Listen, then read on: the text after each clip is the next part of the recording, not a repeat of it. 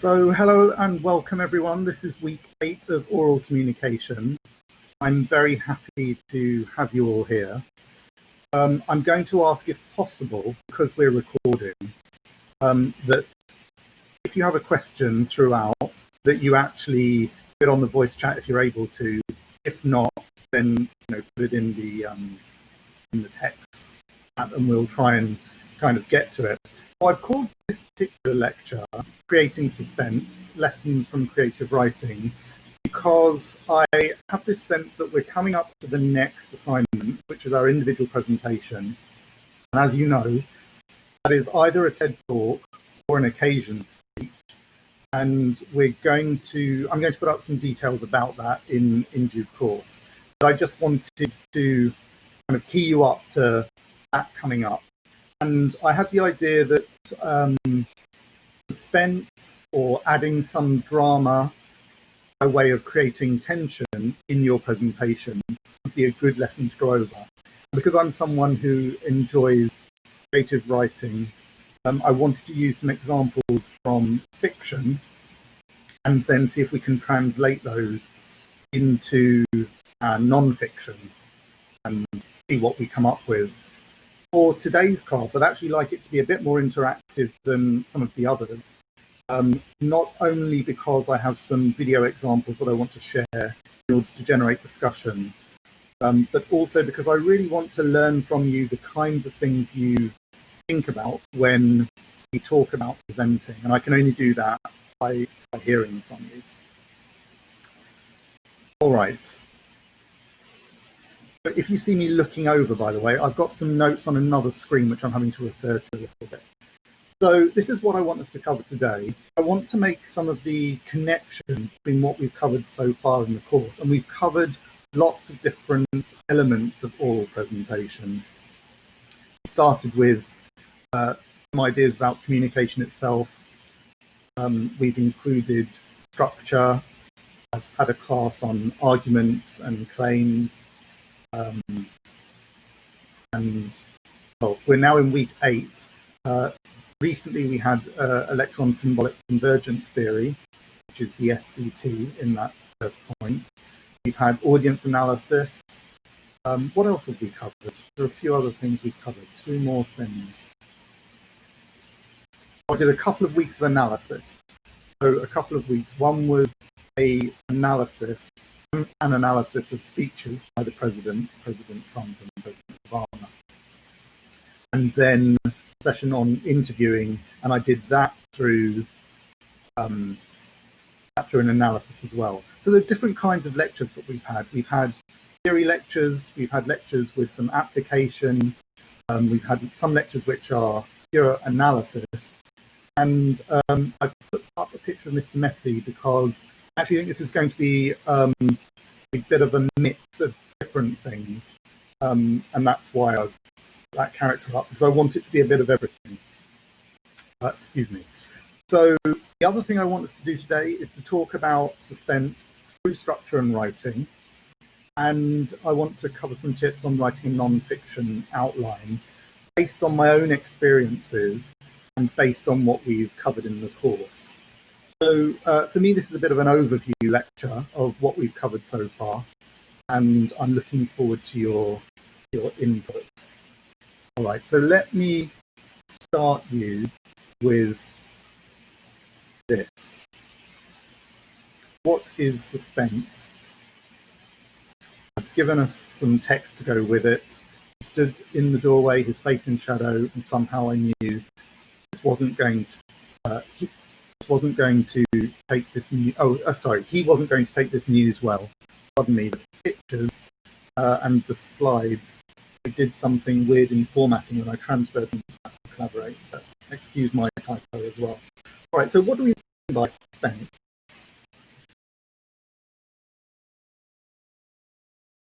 Essentially,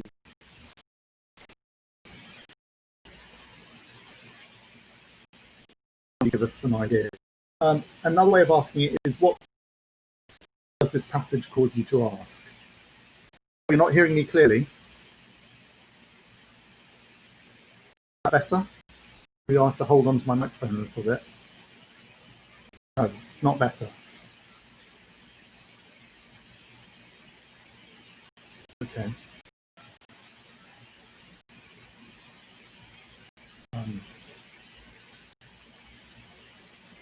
Bad connection. Okay. A bit better when I hold the mic closer. Okay, I'm going to try this. I'm going to take out my headphones.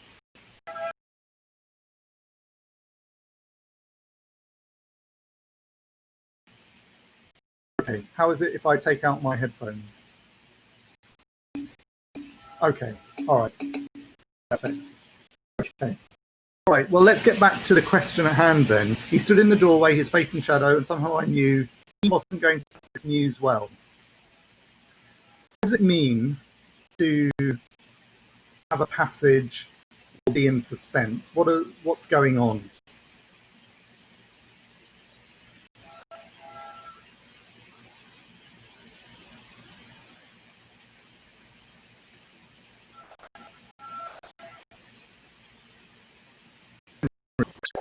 Hello? Hi, Celine.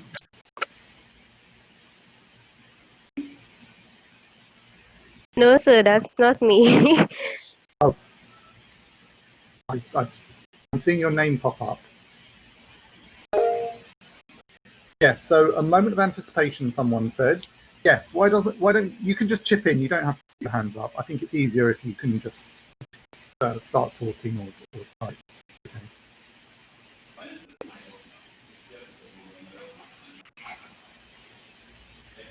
Hello? Well, the degree of uncertainty has been increased. So you kind of want to have this idea where you have readers trying to figure out some of the things that I mentioned, like what is the news? Yes. And how is it going to affect this person? Exactly. Exactly. That's exactly it.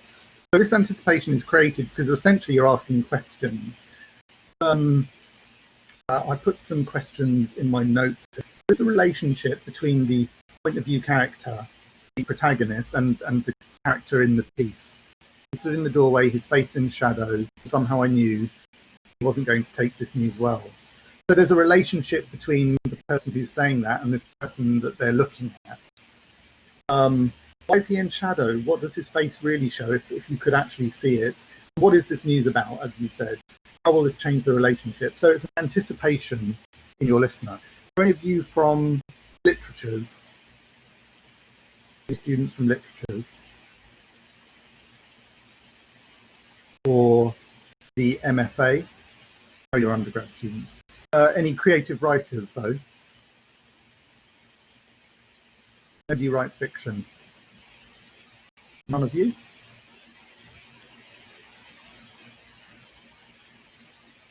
Okay, all right. Kind of. Okay. What kind of fiction do you write, Celine? I'm really into like fantasy stuff, so suspense is a really big part of that, just to create anticipation in readers. Just to have them look in what will come next. It's really important. Did you write short stories? Are you working on a novel? Yeah, but I'm never able to finish though. Okay. Well, it's about keeping going. I think that's the only bit of advice I've ever gotten when it comes to issues around writing. You just have to kind of keep ploughing on and find ways to motivate yourself. There isn't too much more to it in terms of kind of secret advice. Yeah, I know. It is a pushing on. All right, so we're anticipating and we're asking questions. So let me just touch on something that we covered last week. That is this idea of symbolic convergence. So as we learned from the lecture, there is this resonance, a symbolic convergence of ideas. So the meaning context align in a group. When someone tells a story, or when someone relays something in a certain fashion, because humor is one of the ways it can happen, there's a common understanding. And symbolic convergence theory really talks to us about what might be happening, how that is actually working. How is it that we connect? And one of the things that symbolic convergence theory says, and Ms. Cleghorn did a really good job last week of breaking down the theory, is by utilizing certain kinds of story that we seem to have a connection to, an affiliation to. And there were three types of story, or three types of what are called rhetorical vision. Can anyone remember what those are?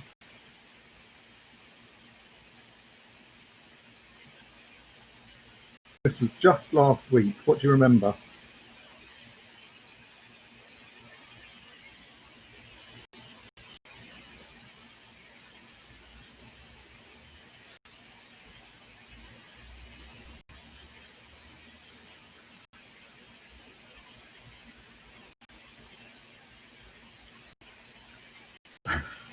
What's your take home from the lecture last week? This idea about stories. Okay, pragmatic, yes. What is a pragmatic rhetorical vision? There is a moral one, yes. A righteous one. There's one more. Social, exactly. So the pragmatic is stories of utility, of logic, that pieces together parts of an event, I suppose, and meaning aligns in that way between people. The righteous one presents a binary of good and bad, or a moral dilemma. The social is about relationships between people. So I put these three questions. How was I going to get this job? Imagine this is the prompt that you put inside your presentation. Today I'm going to be talking to you. I want to answer this question that I asked myself. How was I going to get this job? That's a pragmatic question, because you get the sense that the person telling the story is really going to put together an argument, piece together bits of the story to help understand that. This idea of what was keeping us together is which kind of story? Which kind of rhetorical vision is that?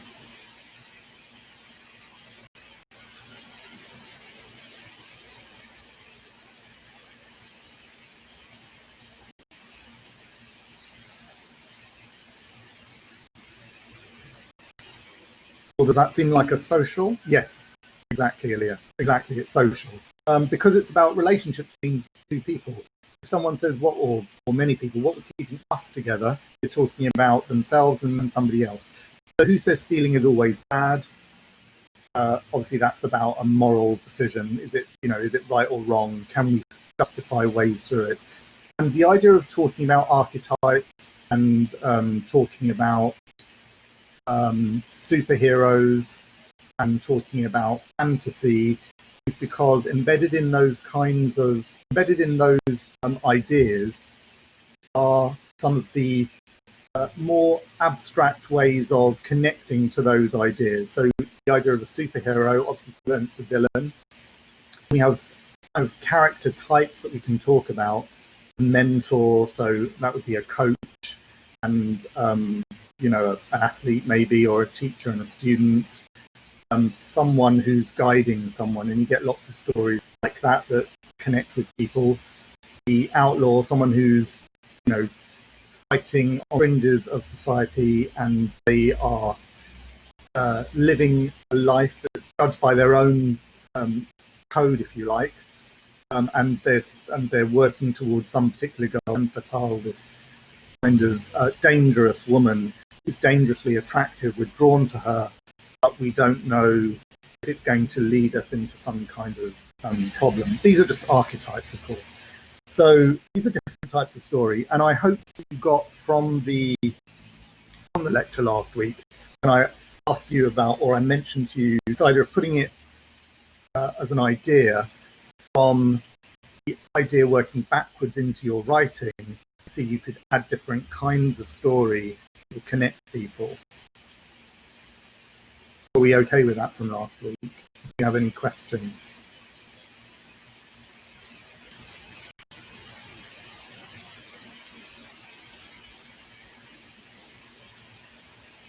No, no questions. All right. I hope what I've seen so far. Okay, good.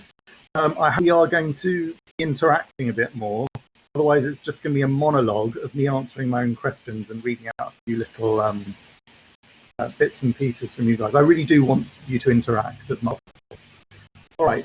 So let me just move on and just ask you to reflect on what we've covered so far. What are the ways in which we've spoken about suspense, maybe this idea of promoting suspense through particular structures? Who can tell me what the first diagram shows? The one on the far left. The exposition, the rising action, the climax, falling action, and denouement. Who can tell me what that's called? Would have mentioned it at some point in the lecture, and maybe you know it already from some other course or somewhere else.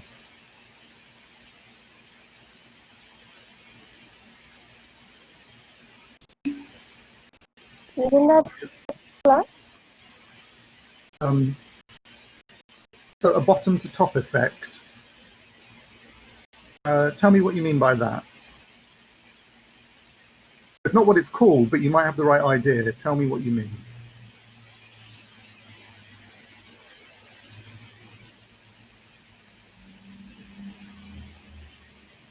Was it Kimberly who said that?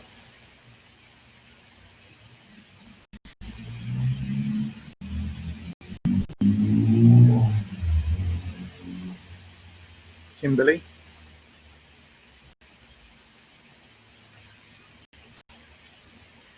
It's called the universal plot structure. Anyone remember hearing it? Yes. That's the plot outline. Okay, great.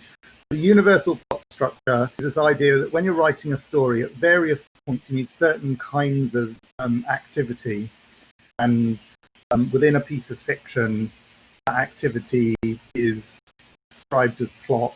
So this is the plot outline, which is the intentional action of the character. What you're trying to, when you're writing it, what you're investigating through the character's eyes are their motivations, what motivates them, and what gets in their way, and how do they get beyond the problems. Right, so that's a universal plot structure. Oh, okay, sorry, something came up in text and then it disappeared.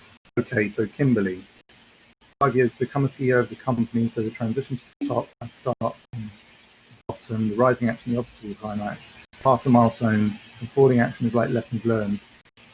Ah, okay, no problem. I understand. Well, that's interesting. So you see that as representation of a real life kind of hurdle to climb over.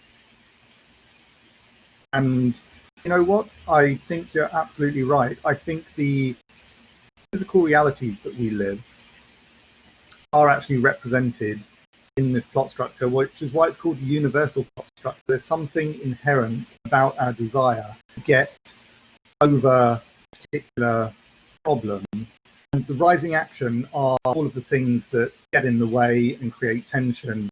And the climax is really the point of greatest trouble that we need to overcome. The falling action is hopefully things falling into place, and the denouement means the kind of resolution, which is the realization. And it might not always be a resolution of success as we wanted it. It might be a resolution of a realization of a new place of knowing. So I absolutely see what you mean by that. But it's called universal plot structure. It's a representation of a type of writing which would describe a certain type of story approach. Okay, what about the other two? Do you remember this fact and story structure? What did we... I'm presuming you can see it clearly. It's pretty small on my screen because I have the chat box open. But can anyone tell me what they're seeing on there and how it represents what they understand about presentation that they may have come across it about?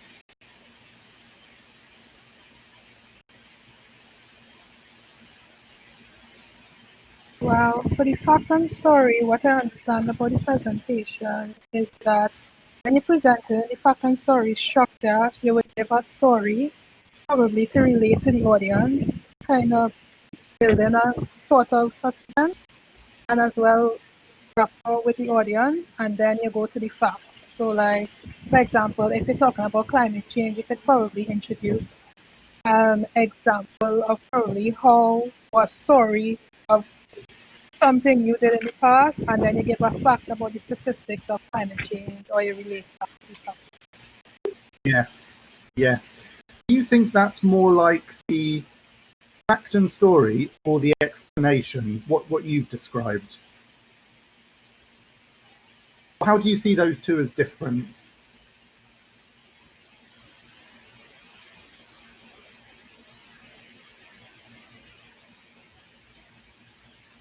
I think the explanation is more illustrative than the fact and story. Okay. More illustrative of what? What do you mean it creates more illustration of a point?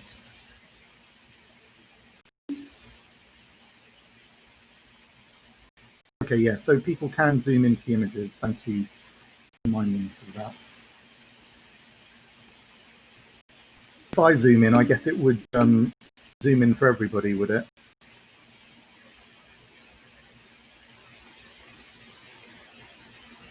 Okay, all right, just to get back to the slides then.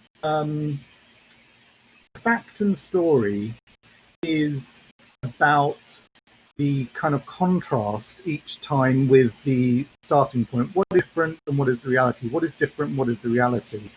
Whereas for me, the explanation is given away a goal, and step by step you're kind of adding to it in order to understand it. So I've written an example here when I was thinking about when I'm putting together this slide. So let's say that the end one with the steps going up is a story where you want to carry the person with you. So the problem with social media is that it's gotten out of hand, and we need to explain that media has an agenda, discourage the trolls, teach media literacy, you know, kind of destroy the echo chamber effect. So you're building on something that's understood from the start. The middle one is about the contrast. So that I think I've written here, and I do still believe it, there's a kind of a motivational quality, because each time you're contrasting with what the reality is and what it should be. And so I get the sense that there's this call to adventure. You know, this is where we are and this is where we should be. This is where we are and this is where we could be. This is where we are and this is where I want us to be. It's kind of this blue sky thinking. It's about possibility.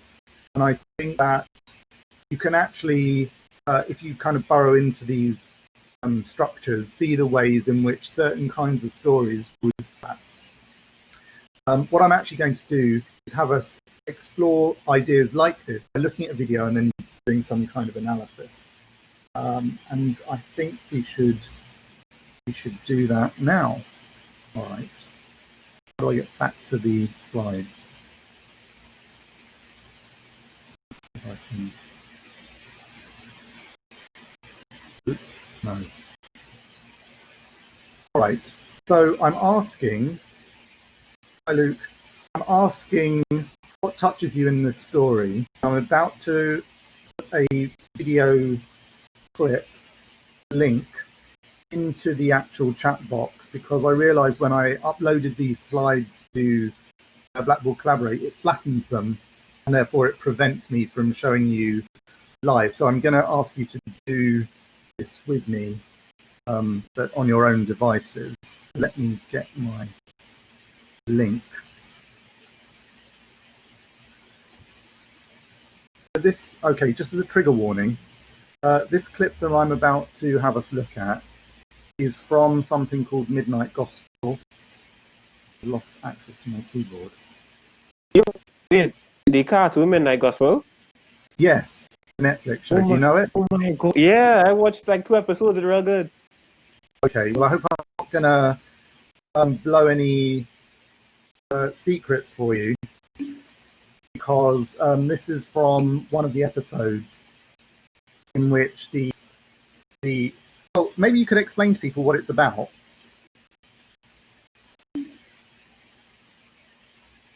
To tell people what it is. Hi. Hello, can anyone hear me? I can hear you, Wanda. Oh, yeah. So, Midnight Gospel is basically about this guy who travels to different worlds. And he interviews people for his interstellar podcast that he has. Yeah. And it's just, honestly, it's very random, but he talks about like actual like life topics. The show Um, is basically one big psychedelic pill, though. yeah, Mm. basically, yeah. It's like a podcast, but on drugs, essentially. Right. So it's a podcast, and it has an animation that's been added to it to make it television. I'm going to have us watch this particular clip from it. So you're going to do it in your own devices now. I'm going to put it here. And my question to you is, what touches you from this story, if you are indeed moved? I just want to say as a trigger warning that some of this particular clip is quite emotional, in that it is a son talking to his mother, and she is dying of cancer, and it's the actual show creator who interviewed his own mum, who's a psychologist, I believe, and so he talks to her about life and death. Yes. Okay. All right. Oh dear. Okay. Well, I want you to take a look at this, and I'm going to look at it on the device myself. I'm going to take my camera off and just leave my microphone on for a moment. It's just a minute and a half, so let's all watch this on our own devices and come back in a moment. Actually, does anyone, if I pause the recording, okay, if I pause the recording and start it back, will it start a new recording, or will it just just pause this one? No, I think it's if you stop it, it'll do a new recording. But if you pause it, it'll just start from where it left off. So I only have one option. It says stop recording. That's my only option, apparently. There's a stop button. I don't think there's a pause button. Is there? Oh, well, if it's the stop button, you might have to do a new recording. Does it continue, Priya? Because I had times where I used it and it was, I don't know. Okay. You know what? I'm gonna leave it playing. It's fine. Right. So take a look at this, and I'm going to do the same. I can watch it. Okay.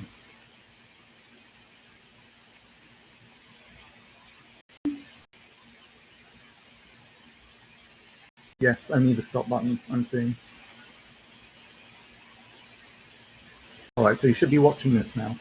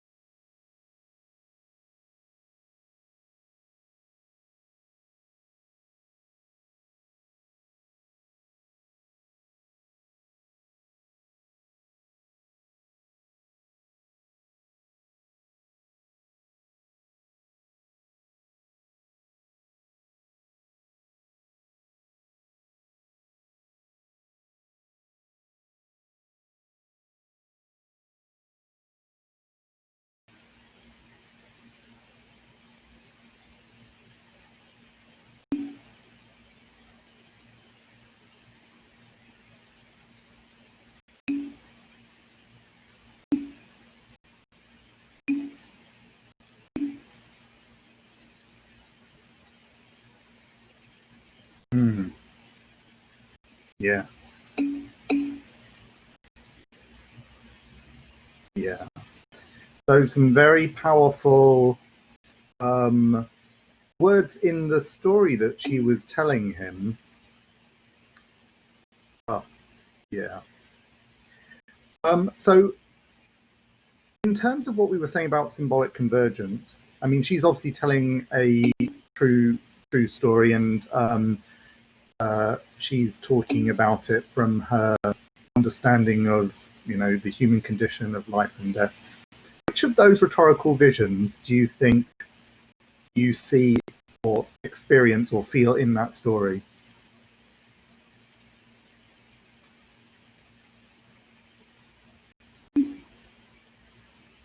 Do you feel that it's pragmatic, that it gives us clues in terms of the logic of what she's saying about life?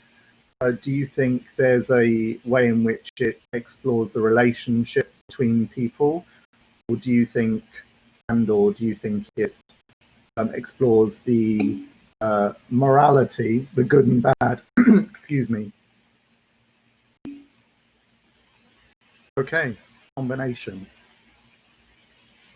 of which of them? All three, or more two? Social to a large extent.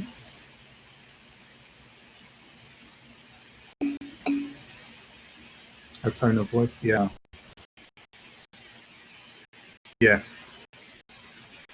Yes, definitely. Yeah. So, in terms of what we learn from symbolic convergence theory, I agree with Anne,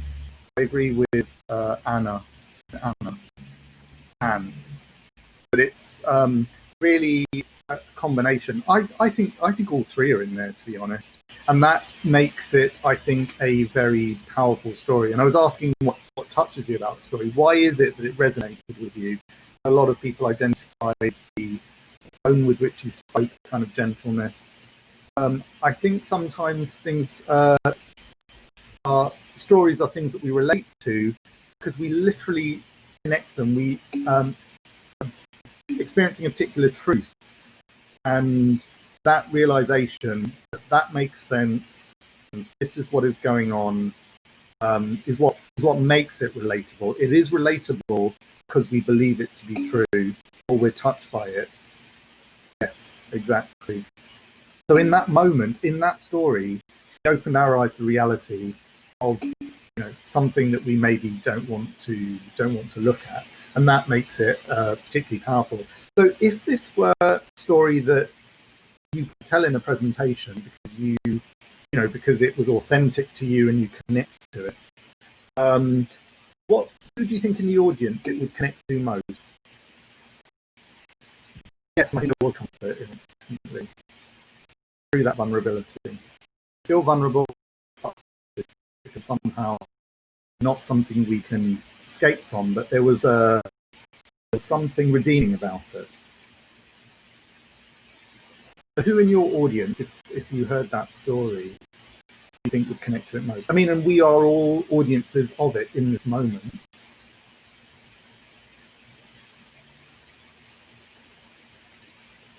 Do you think it might have a particular resonance with certain members of an audience?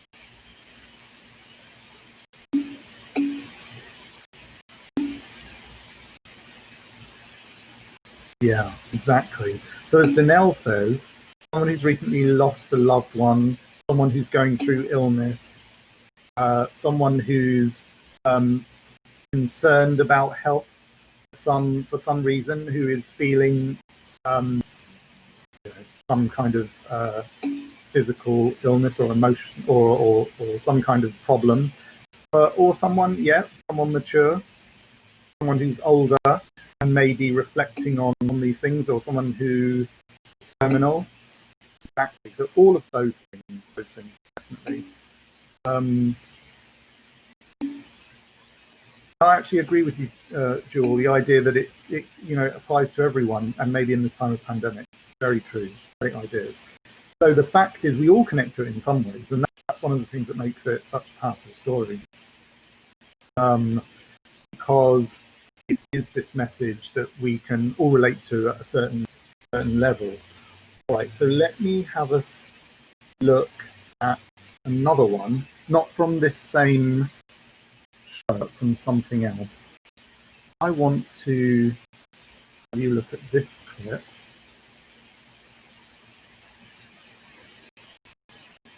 I pasted these clips into something and it's giving trouble. Okay, here we go. My question to you with this next clip is, let me see the slide of the question. Okay, so this is the clip, and this is the slide. This is MUFASA talking to Simba, and I would like you to watch this on your device and come back and tell me about how this story that MUFASA tells is actually working. I'm going to do the same. Turn off my camera and mic, and I'm going to put it alongside you.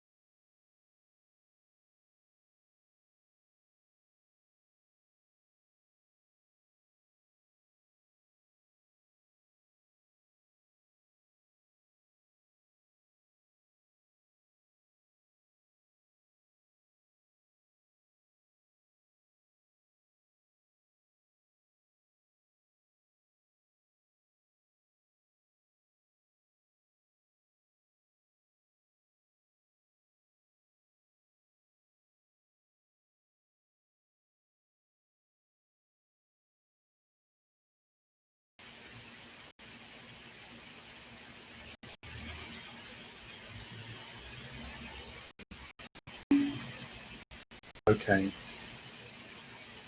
Right. So how does that story work? How is MUFASA teaching about power? What's he doing?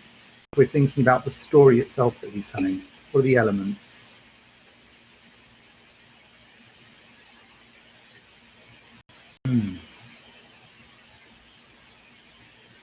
Yeah. When I ask these questions, I'm interested in having us consider them as writers of story, and those story in this particular circumstance is going into a presentation of sorts. So how is that working? Because there are lots of different ways MUFASA could have spoken about power. Well, as it relates to the symbolic convergence, I think he used pragmatic, meaning that he used logic like through explaining the balance of power and having respect and how a leader should operate as part of how he got across his message.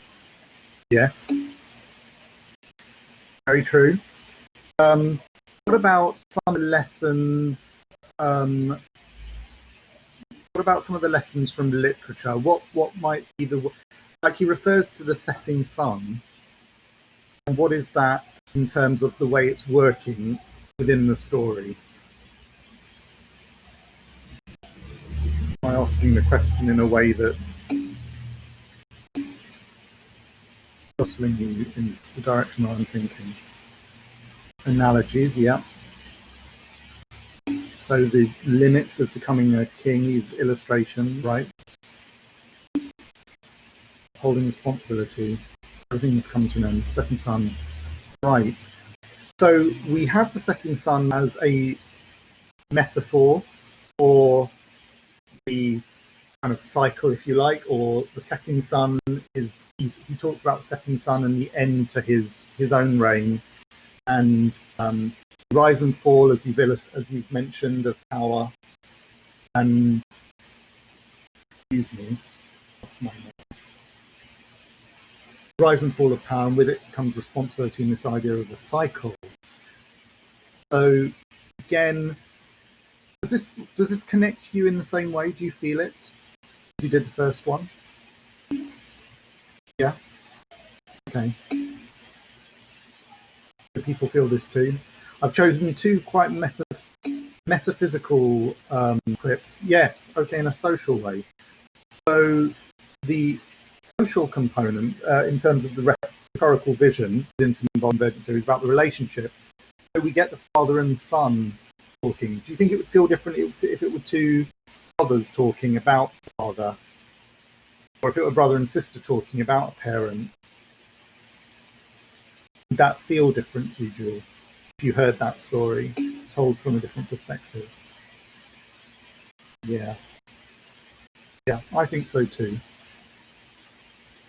So we have lots of different ways in which story can talk of really big things, big ideas, and it can be used to take beyond the kind of literal into, talking about life and death and things like power, which can be quite abstract, meaning that that kind of difficult to grapple with. It's not like a tangible thing that we can physically put our hands on in some ways, or at least we have to explore at a different level what it is that we're talking about.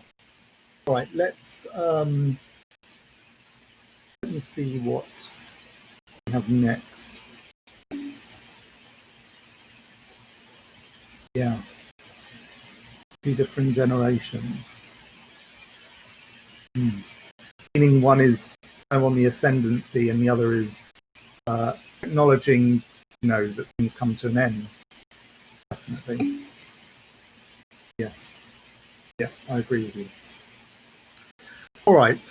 So one of the things that I am saying we can do is reflect on a particular thesis. So as you know, a thesis is a point of view, and there are ways in which we can take ourselves as the teller of a story within a presentation or a speech and put something of the overview into what we're doing.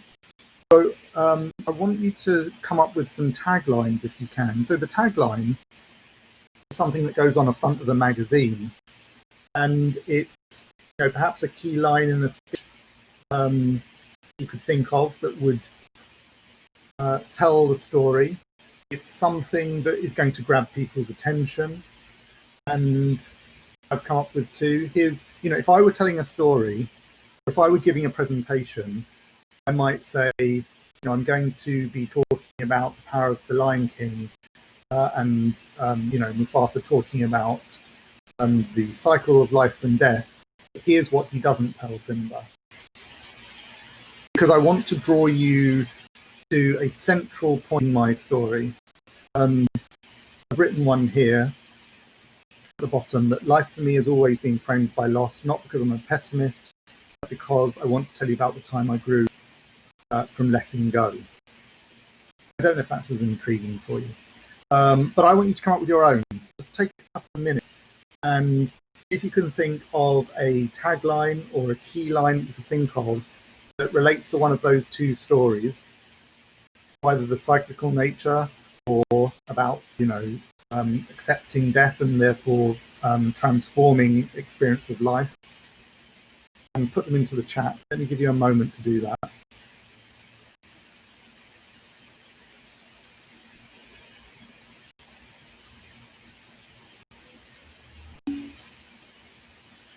Okay, so I want you to come up with a tagline, which is the term used for what you see on the front of magazines in order to draw you into the story. I'm saying the tagline that we could use, or the concept of the tagline, would really be the thesis from the presentation that we're giving, feeding the point of view. And if you had to use either of those two stories, the Midnight Gospel story or the relationship between Mufasa and Simba, if that was the story you were telling, what tagline could you put or use in your presentation to draw people's attention to what it is you're going to tell them? I've just given my examples here. Life and loss. Yeah. But if you wanted to make it a bit more intriguing, I mean, you might say, you know, I want to talk today about a story of life and loss. You know what I mean? I just want you to dress it up a little bit for me. As a writer, as we are today, we're all writers of presentation, of speeches, of story. Because I think if you said that, you know, I'm going to talk to you about a story of life and loss, I mean, there is something intriguing about that. There's something that creates suspense. Let me show you the real danger that Mufasa did not shed light on his logic behind it. Okay. Yes.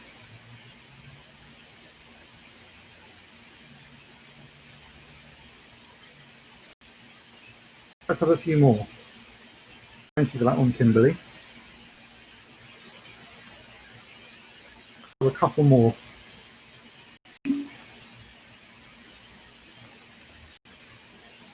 Right.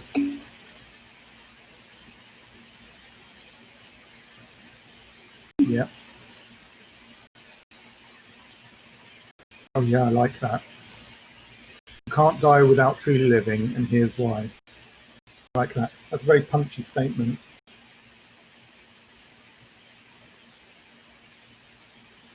This idea of missing out is interesting as well.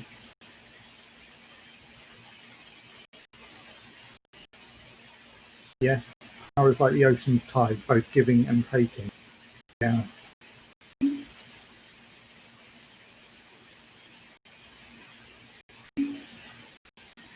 Or you could say something like, power is like the ocean's tide. It will always come and go. I think come and go feels stronger than giving and taking. Okay, so they're coming in thick and fast now. Take it and be empowered, not scared. Okay, nice idea. I crave a life where the concept of death is nothing but an illusion, but reality has a funny way of making us remember that Father Death is always lurking. Okay, yeah. Yes, I actually wrote a couple of them that were like that on my slides. I didn't want to come across as too dark. Yeah. Okay, yeah, I like that. I want to venture into the darkness, but I found power in the light. Yeah, that's intriguing too. It very, you know, very much feels, you get the sense of the personal story. Okay, yeah, lovely. Remember who you are, my son, because when you do, you remember me. Yeah, that's true. That's a nice line as well, because it gives you the sense that, you know, your ancestors are always within you. I mean, both literally genetically, but also literally in memory as well, in the mind. Yeah, some really good ideas. Okay, wonderful.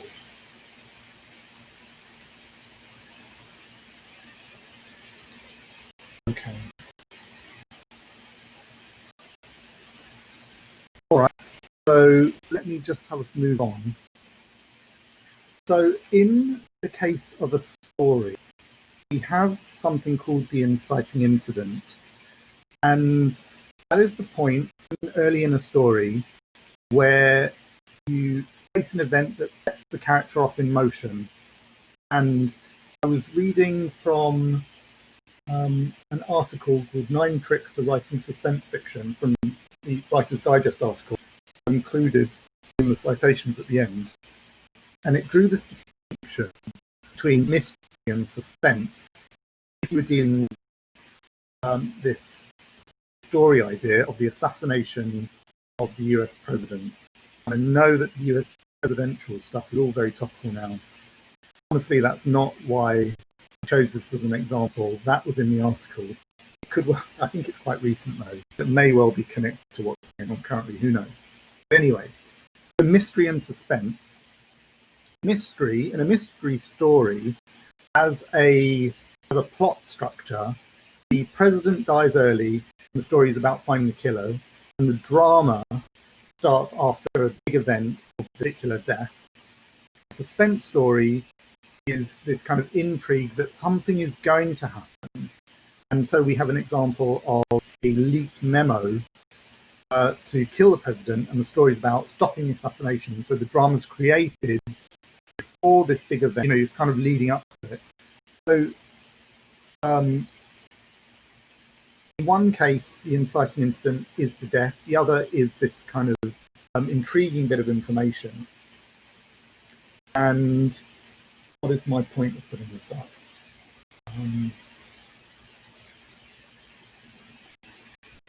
Okay, it's just to highlight the fact that you have these two different ways of telling a story, and the difference is really about perspective, what you're actually focused on.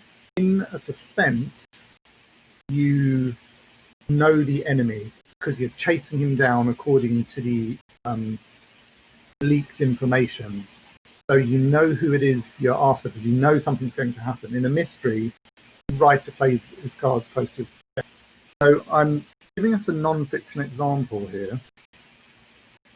I'm quoting from an article by a writer I really like. Let me zoom in. I'll zoom in here. I've given it away already. Okay, so we're using the work of Gendra Shepherd, and this is from an article in the Good Men Project. I'm actually going to give you the link. What I want you to tell me is which of the two does it feel closer to? More like mystery or more like suspense? And what the actual kind of thesis statement, if you like, I'm going to read to you just now, but let me just include the link for you so you could take a look at it if you wanted to.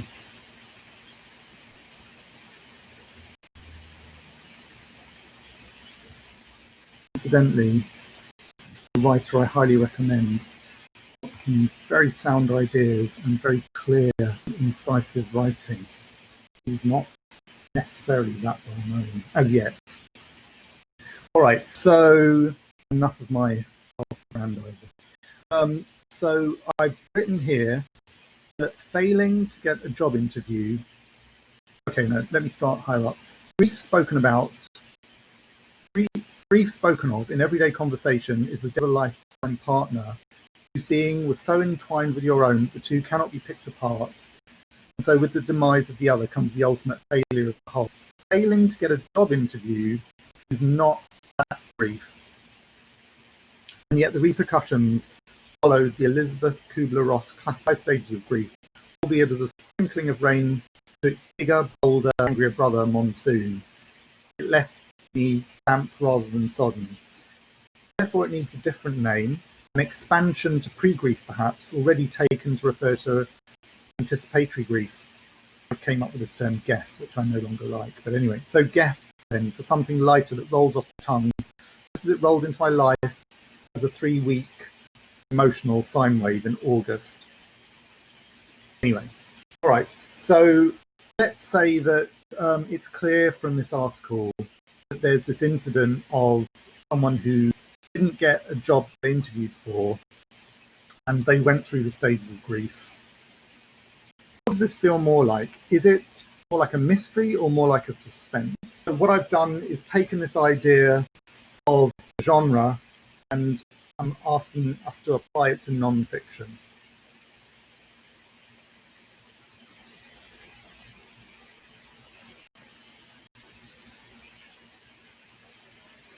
What do you think?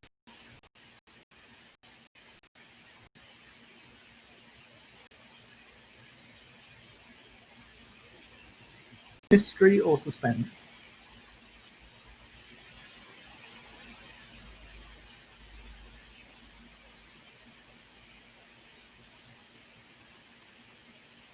The thesis statement is a point of view. suspense. As I was saying, in suspense, you know the enemy. In a mystery, the writer plays the cards close to his chest.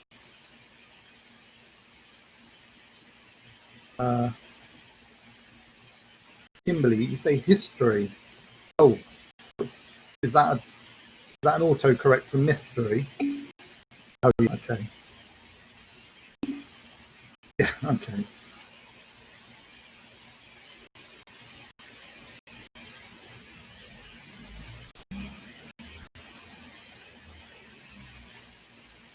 You feel you know the enemy?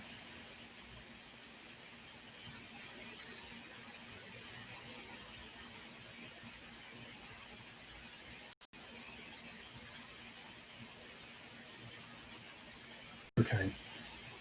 All right, maybe this is a little bit too esoteric, but I actually agree with Angel. I think it's suspense. And we know from suspense that the drama is created for a big event, so there's something else. And I think if you read this article that we get to a realization somewhere else, some towards the end of this article. This is about presenting an idea we're leading up to. Okay, so all right, I want us to try something else. I'm going to try us with a few different things. I'm testing out Blackboard Collaborate as much as anything else today. So I want to see what we can get from it.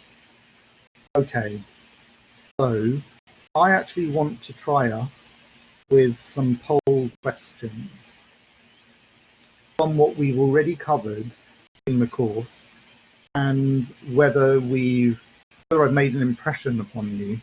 I want to see whether or not you've taken on board what I've been saying. Let's see what this does.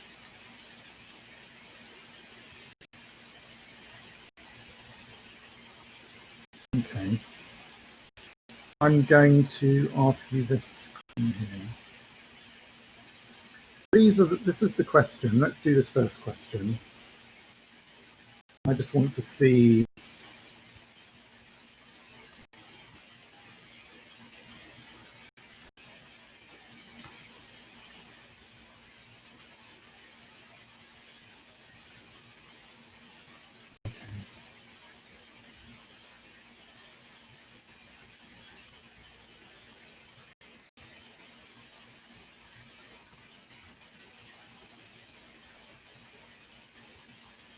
essentially, I'm asking you these questions, but I'm going to do it as a poll. I want to poll us as a group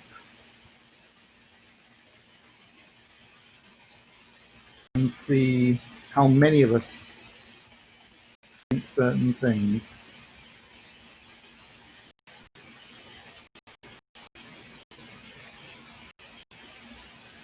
Okay, so here we go. Which has the greatest impact in giving an audience the impression of an information-rich presentation? So we're moving on from this idea now of putting a thesis into a story, putting an inciting incident into a story at some point presentation.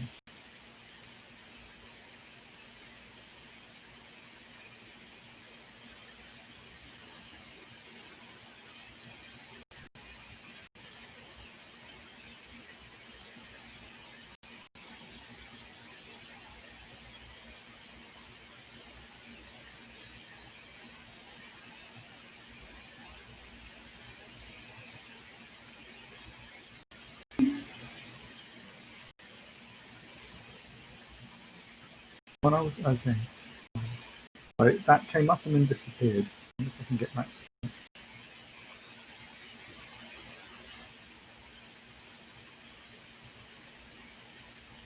Idea 3.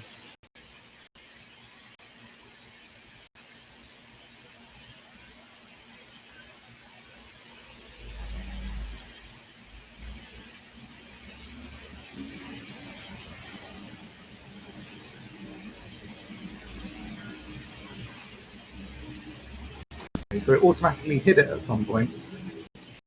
Okay, so people are still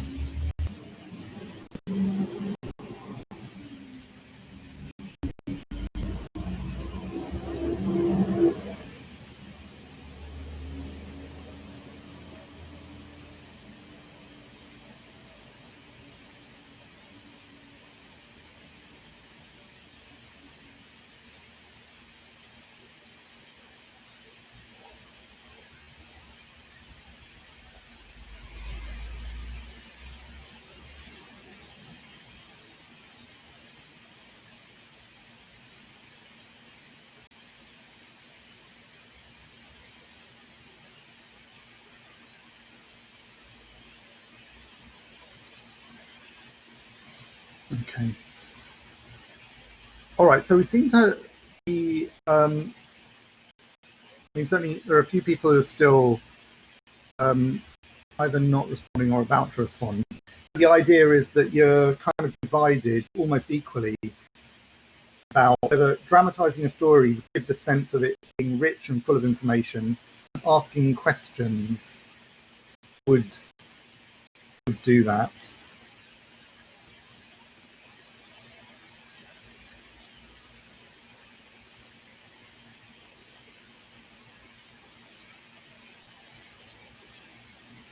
Okay, I'm now realizing the time. I've been going for about an hour. I have a little bit more to get through, actually.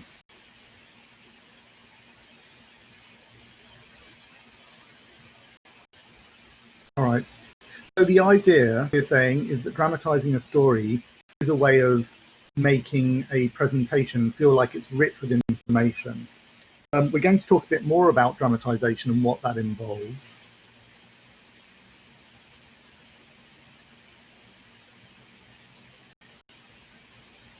Okay. It's intriguing to me that nobody thinks the pace at which someone speaks actually gives you a sense of it being full of information. Asking questions. Dwight. That was my first. That was my first choice, and the reason why I had looked at that one was because most speeches that are information rich, whether it is to inform someone or an audience about, I don't know, how to do something, or to just, transfer information, the pace of speech tends to grab them in a certain way, and then the delivery of certain terminologies which are related to the information will determine if they will understand where it is you're coming from, and also if it is information that is relevant to them and how they can use it. Yes, yeah, I agree. I think that's very true. It has to be, someone saying, Leo saying it has to be a good pace. You feel like, you're getting something out of it. It's not someone just rabbiting along about something nonsensical or unrelated. Yeah, but people find asking questions equally important. Okay, asking questions or posing questions. So I guess you're thinking someone asks a question, it feels like you're kind of interacting and you think like you're going to get an answer to it.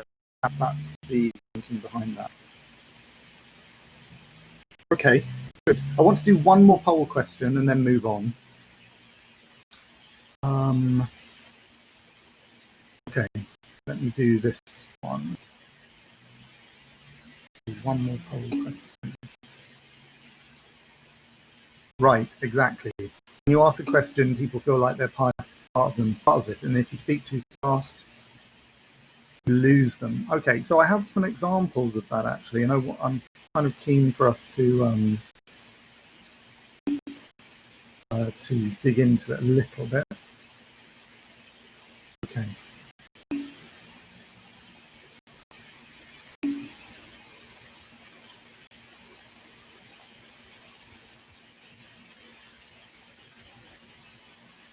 Now, I think I'm particularly keen on dramatization as well, and I suppose it's because I'm a certain type of audience member in that I really want to get a sense of detail, and so that for me, feels quite important. Like I want depth. I think the dramatization can do that. Let's start this.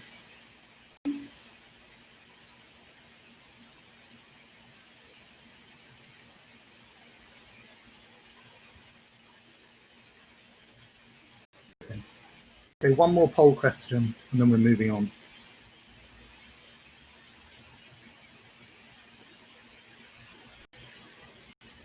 So a summary of information in the midst of a presentation. So when someone's talking and they say, well, let me summarize, what are they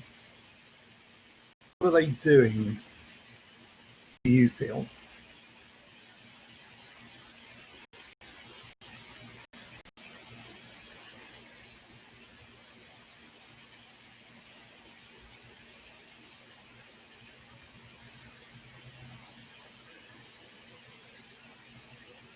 Okay.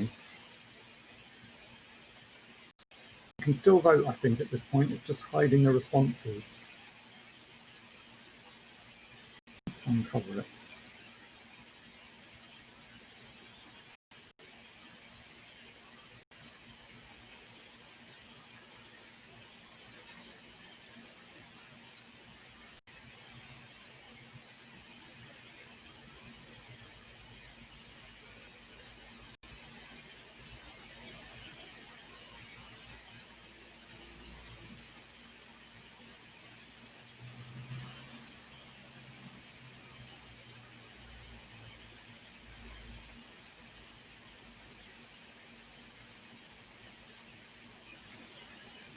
Okay, interesting. So we have this idea that a summary in a presentation, most people see it as an overview.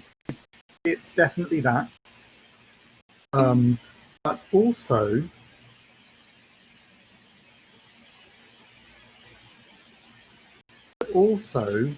I know of the ways in which summary can be used to focus on a certain point. Exactly. So there's it's very much one and two. They're not the same thing.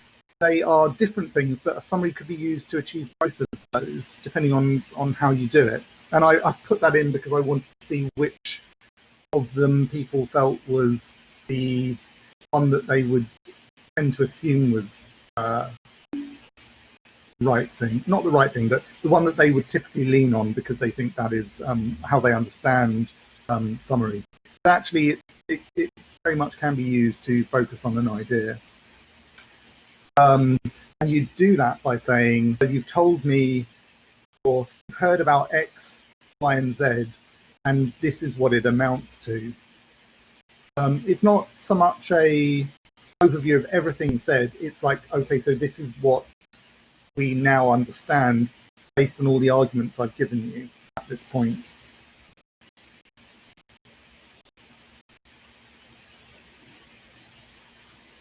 All right. Okay, well that worked quite well. These people got involved. All right, so what do I want to do? I actually realized, okay, so it's 2:22. Are we okay if we go for another 20 minutes or so?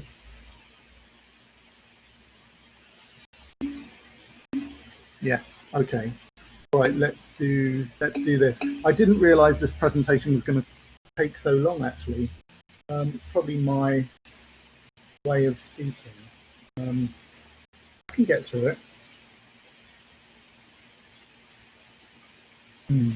Okay, here's what I'm going to do. I'm going to skip these two videos. And here's what I wanted to say based on the poll questions, or what the poll questions relate to, about using time in a presentation. And we can think about time in terms of adding information richness, as I'm saying, either filling it with information or stretching information out to play loosely with.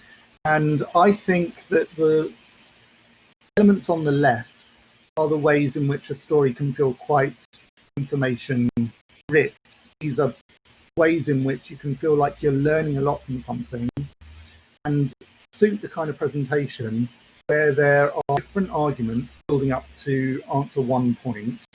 The elements on the right, this kind of laid-back style, I say asking questions is really a way of being reflective, and answering questions is really a way of adding information.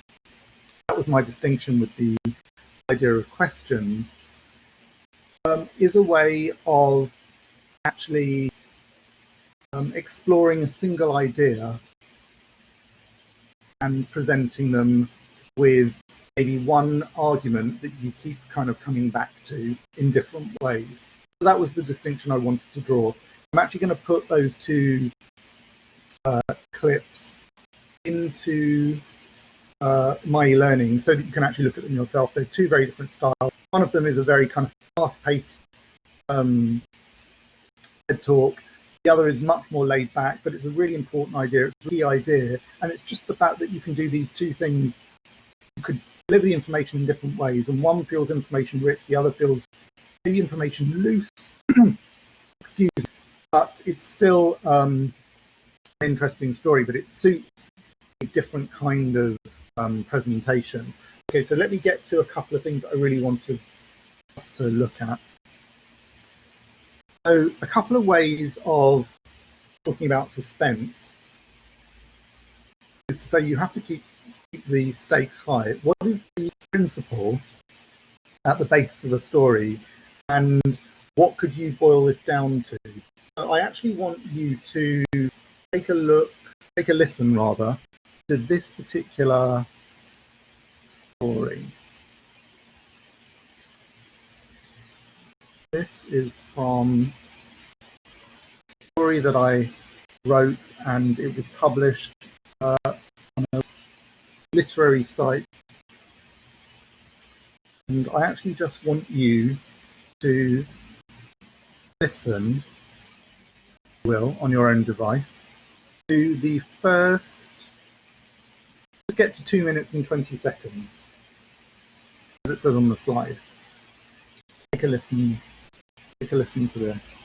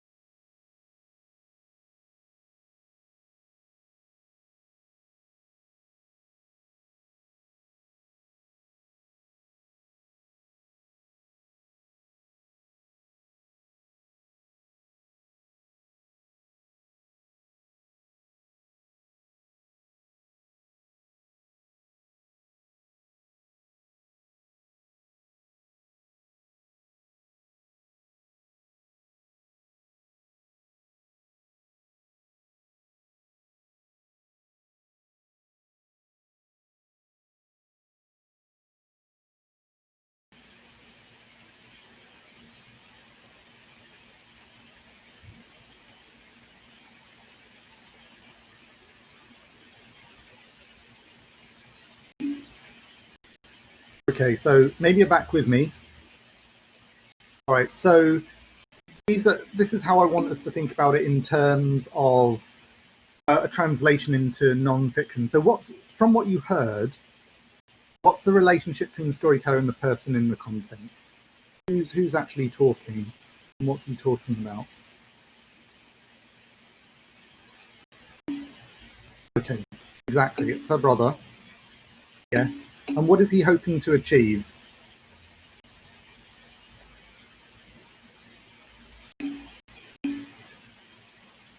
Right. So we have this question, or we have this intrigue. He is at the church and he's been asked to maybe give a eulogy or to say something about his sister. He's saying she's not been found. Everyone knows she hasn't been found. And he is hoping in being there to do what?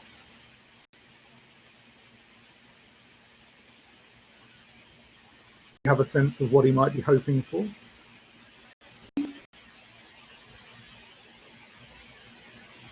Right. To convince, maybe. Do you mean convince her abductors? Yes. He's hoping to draw them out, exactly. And who in the story is he in opposition to?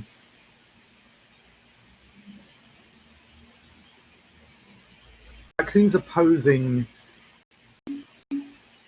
his idea? Yes. Yes, he says that the school says it's best, the council says it's best, the church says it's best to bring this to a close, but he's not prepared to do that. Yes, exactly. So in that particular story, I was trying to create suspense, and I hope it worked, by dropping in clues as to a particular event, and the brother was talking about his sister who's absent, who's been taken. She was 13 and she's gone missing, and it's been some time and years have passed and she still hasn't been found, and so he's not prepared to give up. There's a friend of mine who voice acted that, Kajana Lewis, and he did a really good job. He's a voice actor, but he did a really good job, I think, of creating the tension and telling that story. That was one that I was particularly pleased about, and that was an example of how you could add tension into a story by the dramatization, but also indicating who you're in opposition to, who you're having to fight against in order to tell this story, and what it is you're hoping to achieve. Obviously, the relationship between yourself and the story you're telling is absolutely vital. I think if you can tell a story from a particularly authentic place, it is going to have that much more strength to it. All right, we've had this idea. Let me just recap quickly before we do our last example and then get on to something else. In closing, we can reflect on our thesis. So introduce a point of view somewhere early in a story or a presentation, in a speech, to indicate something that we're building up to, or something that's already happened, and we want to talk about the fact that we're chasing after the facts. We can create suspense by telling certain kinds of story, and we can use those kinds of stories that are real to us and true to us, and create a kind of opposition, maybe even to the audience. You might be trying to convince an audience of something, and by telling a story within your presentation, you're actually creating that kind of tension, which creates a kind of anticipation. The audience wants an explanation, they want to know, and that is what suspense is. We also had this idea, and you have told me that you think about dramatization in certain ways. Dramatization being things like adding dialogue, adding description. That can add to information density, and it can lead to a certain connection with your audience. That is also important. And pace of speech can be important. You could have a laid-back speaker who still has suspense, who causes you to ask questions and want to know the answers. But he or she is actually delivering a presentation on a single idea and is kind of reiterating the points in different ways, opposed to building an argument by adding different kinds of claims. So that's where we're at this point. Okay. All right, let's do this. This is our last. Okay, this is the last one, I think, just because of time constraints.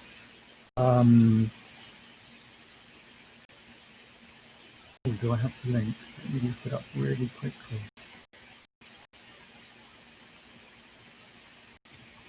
Apologies, I'm looking this one up. I actually had it in my favorites. For some reason I couldn't put it.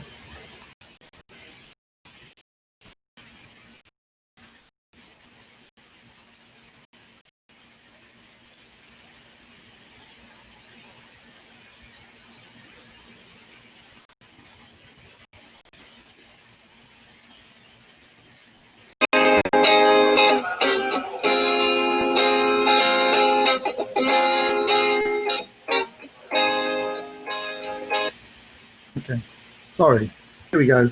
I want you to listen to the first 3 minutes of this, and we can answer these 3 questions about the complications in the Reverend's life is in the story, why are they complications, and how might you utilize this idea of dilemma in non-fiction. Okay, so I'm going to listen to it as well as you do on your device.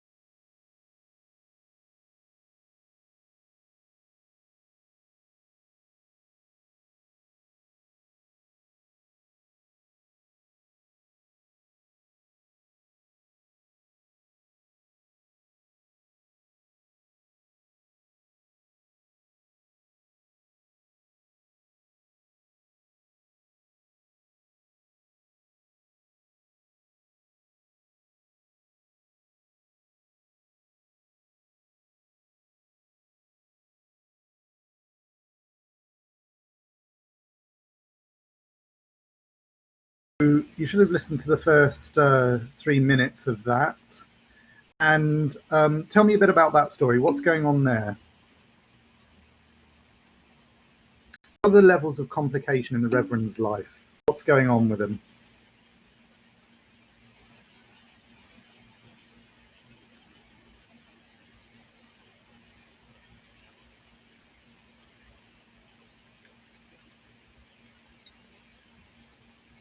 He's in his living room, he's writing a sermon, but he is putting on a wig, and he's thinking about putting on eyelashes, his false eyelashes. Yeah, conflicted, definitely. Yes. Exactly. So, the wife of Bliss. We don't yet know. Well, we hear that his wife prefers him in his job. So, we, perhaps get the sense that exactly he's a preacher and he is a cross-dresser. Yes, exactly. Yeah, well, we're not really sure, but I presented that in this story because I presented it in the way that I did because I wanted to have dilemma and for it not to be, and so the opposite of dilemma for me is dogma. So on one hand, well, let me ask you, how would you utilize the idea of adding a dilemma to your non-fiction to add suspense to make it intriguing? What would you say?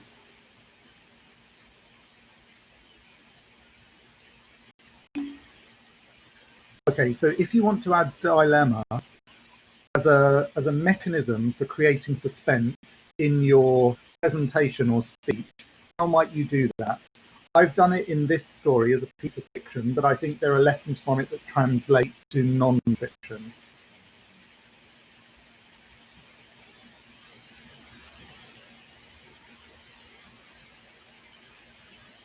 What would you say?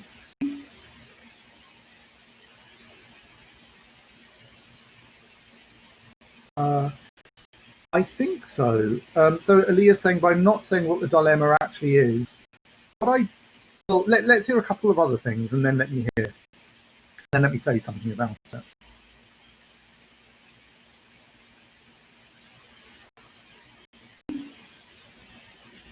Okay.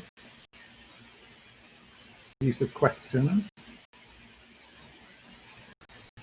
I definitely think there's a question being asked as you listen to it of what the situation is between him and the ex-wife, giving insights into the conflict. Okay, that's from Luke. So what I actually tried to do was present the cross-dressing as an everyday event. I didn't want to remark upon it. I just wanted it to be part of the story.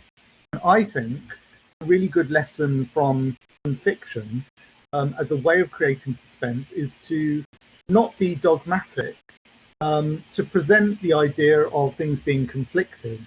So I was coming up with a couple of things. I say allow space for the dilemma to exist. Mothers might not always love their children, for example. Yes, exactly. That's true in that story. It goes against religious traditions, and the congregation is unaware. He makes that point that, or the narrated voice makes the point that the congregation would never be aware.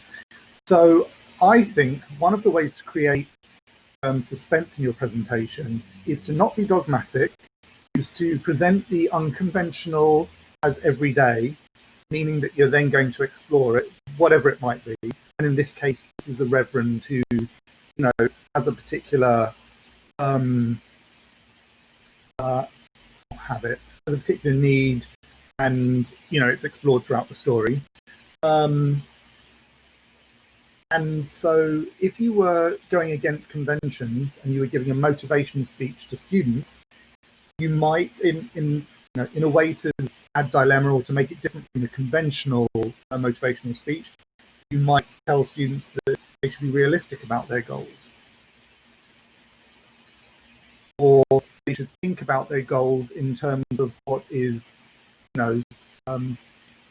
achievable based on desire, but based on a reality of what they see around them. In other words, don't chase goals that you're never going to achieve. I'm just saying, if you wanted to create some less dogmatic type of presentation, you might choose not to say, I'm going to talk to you about 10 ways to achieve everything you've ever wanted, and here's the 10 simple steps. You might want to do it in a different way and say, well, life is complicated, and I'm going to teach you or talk to you about prioritizing your goals so that you're more likely to achieve those that are within your reach and not aim for those that you can't ever achieve. I don't know if you like that idea. It's just an idea, but It's to say that things can be complicated, complexified when you present them, and I think that can be a real, really interesting way of creating suspense. And that was the point of using that story to illustrate it, that conventions can be presented, or unconventionality can be presented as normalized, and we can see where, see where it takes us. I think that's quite intriguing. I certainly would be intrigued to hear that kind of presentation. All right, so let me now move on to our final slides. I'm not going to do this. This is from another story I had published. This is on Audible, and it's called We'll Always Have Tea, but it's narrated by a man John Moran, who I met through Audible. He's in America, but he's English, and he does a really good job of elevating this story, I think. It was in a short collection that I wrote. Right, so let's get on to talking about the speech outline. These are the last two slides, and then I will let you go. These are my points for creating an outline. I think that it's really important when you're thinking about your speech or your presentation, you think about these three things: tone, topic, and temperament. I was really quite pleased with myself for coming up with those three T's. So essentially, topic is obviously what you're talking about. Tone is the mood you wish to strike, whether it's serious or humorous, uplifting, and C is your personality, your temperament. Hi, Chelsea.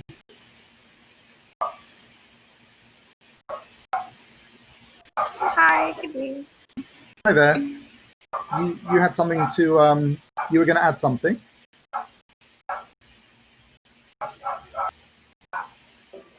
No, I'm sorry, I just joined the session. I was only able to join late today. Okay. Well, we're just wrapping up actually, but thank you for joining us. And because there's no tutorial today. Anyway, all right.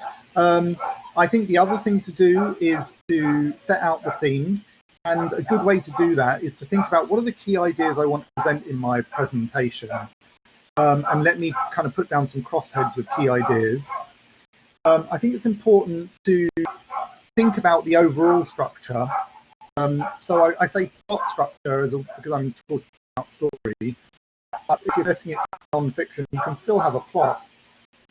There's still kind of drama in the presentation where you're reaching a particular point, and then there's going to be some kind of resolution. I think if there is no resolution, if there is no downside to that trajectory, you can feel like you're not completely satisfied. Crossheads are when you have a text and you kind of have a heading just to say, okay, this is what I'm going to be talking about in this area. So a crosshead might be, relationship with my mother. Crosshead might be suffering. These are just markers to you of key ideas that you're presenting. And I think if you set out your themes and you use crossheads in your speech, it helps kind of focus your idea as you're writing it, because this is about the writing process. Okay. More ideas. So we've had a whole lecture on argument. I think if you vary your claim types in your argument, that is a really fulfilling way for an audience member of feeling like they've heard something that's satisfying. It's not just based on opinion. It's not just based on an assumed causation. It's about degrees of belief, which is another type of claim. It's about policy. It's about something else. You'll remember there are 5 different claim types. I think if you vary those, that's fulfilling. We actually did a lecture on rhetorical devices. So we've spoken about stories. And last week we spoke in tutorial about appeals and calls to arms, and I've put up, or a call to arms, I've put material on myelearning for those. And then we have persuasive devices. Again, there was some resources on persuasive devices. We have things like anaphora, which is repetition of a word at the beginning of a phrase. It can be really useful. You know what I mean by that? People know what anaphora is.